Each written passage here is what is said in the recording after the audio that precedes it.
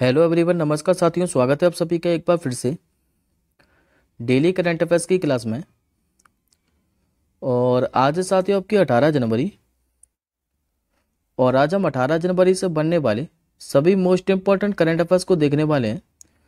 तो चलिए सबसे पहले हम लोग फटाफट से 17 जनवरी के करंट अफेयर्स को रिवीजन कर लेते हैं, जो कि हमने लास्ट क्लास के अंदर पढ़े थे।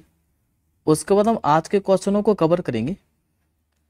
लास्ट क्लास में हमने पढ़ा था अभी भारत और किस देश के बीच में एक नौसैनिक अभ्यास जिसका नाम है एक्स अयुत्या, ये आयोजित हुआ है। तो इस सबसे पहली बार आयोजित हुआ है भारत और थाईलैंड के बीच में। अभी जो अमेरिका की एरोस्पेस कंपनी है जिसका नाम है बोइंग, इसने भारत में अपना पहला वितरण केंद्र कहाँ खोला है? तो उत्तर प्रदेश के अंदर। तीसरा क्वेश्चन हमने पढ़ा था कि अभी जो जासूसी उपग्रह है जिसका नाम है ऑप्टिकल 8, इसका सफल परीक्षण किसने किया था? तो जापान के द्वारा। अभी जो आईसीसी है इसने दिसंबर माह के लिए player of the month award की घोषणा की थी, जिसमें इसने पुरुषों में ICC player of the month award के लिए किसे चुना था? तो ऑस्ट्रेलिया के पैट कमिंग्स को। जबकि महिलाओं में किसे चुना था? तो भारत की दीप्ति शर्मा को। अभी जो फीफा है इसके सर्वश्रेष्ठ पुरुष खिलाड़ी का पुरस्कार किसे दिया गया था? तो अर्जेंटीना के फेमस फुटबॉलर लियोनेल मेसी को। लेकिन अगर आपसे महिलाओं में पूछे तो महिलाओं में सर्वश्रेष्ठ जो खिलाड़ी का पुरस्कार है यह दिया गया था स्पेन की एटाना बोनमती को।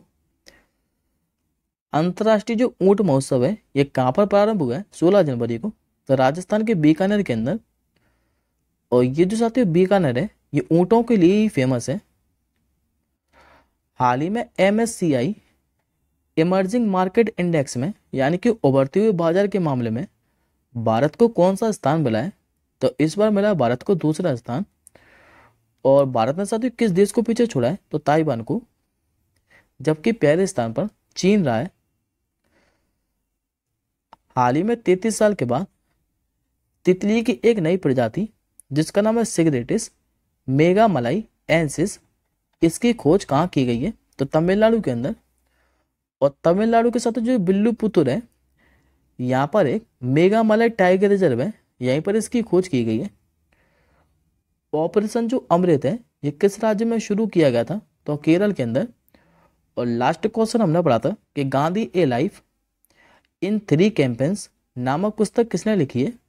तो ये MJ अकबर के द्वारा। अब आज का पहला क्वेश्चन देखिए।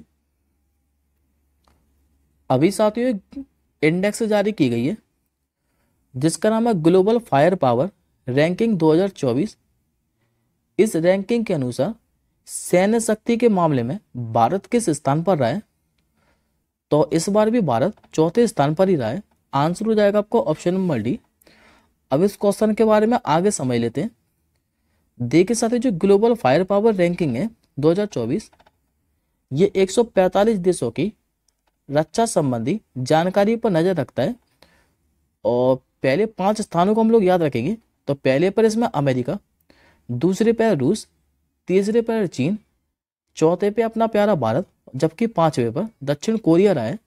लेकिन अगर अपने पड़ोसी देश की बात करें पाकिस्तान की, तो इस बार इसकी रैंकिंग रही है 9। दुनिया की सबसे कम जो शक्तिशाली सेना है ये किस देश की है? तो भूटान की। और एक इंडेक्स और रिलेट कीजिएगा साथियों। अभी हम लोगों ने हेनले पासपोर्ट इंडेक्स पढ़ी थी, अगर आप लोगों को याद हो तो, जिसमें भारत की 80 रैंक रही थी। अब आज के अगले क्वेश्चन की ओर बढ़ते हैं। निम्नलिखित में से किस राज्य सरकार ने माई स्कूल माई प्राइड अभियान प्रारंभ किया है? तो ऐसा करने वाली जो राज्य सरकार बनी है ये बनी है हिमाचल प्रदेश सरकार। आंसर होगा आपका ऑप्शन नंबर ए। देखिए साथियों ये जो अभियान है माई स्कूल माई प्राइड, ये छात्रों को अपनी पसंद के स्कूल के लिए सलाह और मार्गदर्शन प्रदान करती है। और जबकि ये जो अभियान है ये अपना विद्यालय कार्यक्रम के तहत शुरू किया गया था। बात करें हिमाचल प्रदेश के बारे में तो ये रहा आपका मैप में हिमाचल प्रदेश। पहले आप लोग याद रखिएगा कि हिमाचल प्रदेश के मुख्यमंत्री कौन है? तो सुखविंदर सिंह सुक्खू। राज्यपाल यहाँ के शिव प्रताप शुक्ला। और यहाँ की 2 राजधानियां हैं, एक तो समर कैपिटल, दूसरी इसकी विंटर। समर देखने को मिलेगी आपको शिमला, जबकि विंटर धर्मशाला है। अब साथियों यहाँ पर आपको एक जिला दिखाई दे रहा होगा, यहाँ पर कुछ करंट अफेयर्स के क्वेश्चन रिलेट करने हैं। जैसे यहाँ पर आपको दिखाई दे रहा होगा कांगड़ा जिला, यहाँ पर साथियों एक अभ्यारण्य है जिसका नाम है पौंग बांध वन्यजीव अभ्यारण्य। अभी ये जो पौंग बांध वन्यजीव अभ्यारण्य है, इसकी सीमा से लगे 1 किलोमीटर के क्षेत्र को अभी पर्यावरण संवेदनशील क्षेत्र घोषित किया गया था। ये क्वेश्चन हमने रिसेंटली पढ़ा है। दूसरा जिला आपको दिखाई दे रहा होगा यहाँ पर सिरमौरा जिला। यहाँ पर साथियों एक समुदाय रहता है जिसका नाम है हाटी समुदाय, और इस हाटी समुदाय को अभी अनुसूचित जनजाति का दर्जा दिया गया था। और एक योजना और याद रखिएगा कि जो राजीव गांधी स्वरोजगार योजना है, ये किस राज्य सरकार ने शुरू की थी? तो हिमाचल प्रदेश सरकार ने। अब बात करते हैं हिमाचल प्रदेश के नेशनल पार्क के बारे में। तो यहाँ पर 5 फेमस राष्ट्रीय उद्यान है जो कि मैंने आपको कई बार पढ़ा है, और मैंने आपको बोला भी है कि ये रिदम में याद रखिएगा। जैसे great Himalaya national park, Pin valley national park, Inder Kila, Kheer Ganga और सिंबलवारा, ये 5 राष्ट्रीय उद्यान हिमाचल प्रदेश के अंदर स्थित हैं। और ये जो मैंने आपको रिलेट करके क्वेश्चन पढ़ा है, ये आज के ज्ञान के अंदर भी लिखे हुए हैं, तो एक बार आप लोग यहाँ से रिवीजन और कर लीजिएगा। अब आज का अगला क्वेश्चन देखिए, निम्नलिखित में से कौन नंबर 1 भारतीय शतरंज खिलाड़ी बन गए? तो ये बन गए साथियों आर प्रज्ञानंद। आंसर होगा आपको ऑप्शन नंबर सी। अब इस क्वेश्चन के बारे में आगे समझ लेते हैं। देखिए साथियों, जो युवा भारतीय खिलाड़ी हैं आर प्रज्ञानंद, इन्होंने बुधवार को टाटा स्टील मास्टर टूर्नामेंट के चौथे दौर में मौजूदा जो विश्व चैंपियन है चीन के डिर लीरेन, इनको हराकर ये उपलब्धि हासिल की है। और इस जीत के साथ आर प्रज्ञानंद 5 बार के जो विश्व चैंपियन है विश्वनाथ आनंद, इससे फाइट की लाइव रेटिंग में आगे निकल गए। दरअसल साथियों जो आर प्रज्ञानंद है, इन्होंने काले मोरों से खेलते हुए 62 चाल में ये जीत दर्ज की है, और ये विश्वनाथ आनंद के बाद दूसरे भारतीय खिलाड़ी बन गए जिन्होंने क्लासिकल शतरंज में मौजूदा विश्व चैंपियन को हराया। जबकि साथियों जो रमेश बाबू प्रज्ञानंद है, यानी कि आर प्रज्ञानंद, ये 2030 में विश्व कप फाइनल में पहुंचने वाले दुनिया के सबसे कम उम्र के शतरंज खिलाड़ी बने थे, और विश्वनाथ आनंद के बाद ये उपलब्धि हासिल करने वाले दूसरे खिलाड़ी। बात करें फाइड के बारे में, तो इसका गठन हुआ था 20 जुलाई 1924 को। मुख्यालय का है तो स्विट्जरलैंड के अंदर। और वर्तमान में इसके प्रेसिडेंट कौन है? तो आर्कडी डुवैकोविच, ये वर्तमान में इसके प्रेसिडेंट है। अब आज का अगला क्वेश्चन देखिए, हाल ही में विश्व प्रसिद्ध जो धनु यात्रा है, ये किस राज्य में शुरू किया गया है? तो ये जो साथियों फेस्टिवल है धनु यात्रा, यह हर साल उड़ीसा में आयोजित किया जाता है। आंसर याद रखेंगे आप लोग ऑप्शन नंबर बी। और ये जो साथियों विश्व प्रसिद्ध धनु यात्रा है, इस बार ये 76वें नंबर की है, जो कि कब तक आयोजित किया जाएगा? तो 25 जनवरी तक। ये जो महोत्सव है, ये बुराई पर अच्छाई का जीत का प्रतीक है, जो कि देश के आज़ादी के जश्न के एक हिस्से के रूप में 1947 और 1948 में बारगढ़ में शुरू किया गया था। और विशेष रूप से साथियों जो फेस्टिवल है, ये कृष्ण लीला पर आधारित है। बात करें उड़ीसा के बारे में, तो उड़ीसा का गठन हुआ था 1 अप्रैल 1936 को। मुख्यमंत्री यहाँ के नवीन पटनायक और राज्यपाल है रघुवर दास, जबकि राजधानी क्या है? तो भुवनेश्वर। जबकि यहाँ पर साथियों 2 फेमस राष्ट्रीय उद्यान है, एक तो भीतरकनिका का राष्ट्रीय उद्यान, दूसरा सिमलीपाल राष्ट्रीय उद्यान। अब एक बार बाकी के ऑप्शनों को और देखिए। यहाँ से भी हम लोगों ने अभी रिसेंटली फेस्टिवल पढ़े हैं, जैसे कि केरल से अभी हमने पढ़ा था कि जो मकर बिलक्कु त्योहार है, ये किस राज्य में मनाया जाता है? तो केरल के अंदर। तमिलनाडु से अभी हमने पढ़ा था पोंगल फेस्टिवल, जो कि दक्षिण भारत का प्रमुख त्योहार है, लेकिन विशेष रूप से ये तमिलनाडु में मनाया जाता है और जनवरी महीने के अंदर आयोजित किया जाता है। असम से हम लोगों ने पढ़ा था माघ बिहू त्योहार। जो माघ बिहू त्योहार है, ये हर साल कब किस राज्य में मनाया जाता है? तो असम के अंदर। अब आज के अगले क्वेश्चन की ओर बढ़ते हैं। हाल ही में बर्नार्डो एरेबलो को किस देश के नए राष्ट्रपति चुना गया है? तो साथियों नॉर्थ अमेरिका कॉन्टिनेंट में स्थित एक देश ग्वाटेमाला का आंसर हो जाएगा आपको ऑप्शन नंबर ए। देखिए साथियों जो बर्नार्डो एरेबलो है इनको राजनीतिक उदारवादी नेता माना जाता है और इन्होंने देश को भ्रष्टाचार मुक्त बनाने का दावा किया है। ये रहा आपके सामने इमेज में बर्नार्डो एरेबलो। अब बात करते हैं आपके ग्वाटेमाला के बारे में। तो ये जो आपको ग्वाटेमाला है ये मध्य अमेरिका में स्थित एक देश है और यहाँ की राजधानी है ग्वाटेमाला सिटी, जबकि यहाँ पर करेंसी क्या चलती है तो क्वेडजल। अब ये प्रेसिडेंट से रिलेटेड क्वेश्चन है, तो एक बार आज के ज्ञान के अंदर देखिए ये सारे के सारे क्वेश्चन हमने जनवरी 2024 में पढ़े। जैसे फेलिक्स सिसेकेडी इनको भी कांगो देश का नया राष्ट्रपति चुना गया था। अभी जो डेनमार्क है यहाँ के नए राजा किसे घोषित किया गया था तो फेडरिक 10 को। और अभी जो सुखसेरा मसरा है ये किस देश के प्रधानमंत्री चुने गए थे तो चाड के।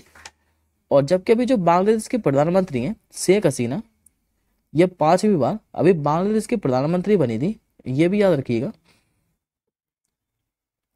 अगला क्वेश्चन है आज का। अभी 17 जनवरी 2024 को भारत अंतर्राष्ट्रीय विज्ञान महोत्सव ये कहां पर शुरू हुआ है? तो ये जो साथियों भारत अंतर्राष्ट्रीय विज्ञान महोत्सव है ये 4 दिवसीय फेस्टिवल है जो कि हरियाणा के फरीदाबाद के अंदर शुरू हुआ है। आंसर होगा आपका ऑप्शन नंबर सी। और ये फेस्टिवल कब से लेकर कब तक आयोजित किया जाएगा तो 17 से लेकर 20 जनवरी तक, जबकि इस बार इसका 9वां संस्करण रहने वाला है। मेजबानी कौन करने वाला है तो translation health science and technology institute. और इसका उद्देश्य क्या है तो वैज्ञानिक स्वभाव को बढ़ावा देना, उपलब्धियों को स्वीकार करना और भारतीय आबादी के बीच जागरूकता फैलाना। इसका विषय रहने वाला है अमृतकाल में विज्ञान और प्रौद्योगिकी सार्वजनिक आउटरीच। और ये जो महोत्सव है ये 2015 से आयोजित किया जा रहा है।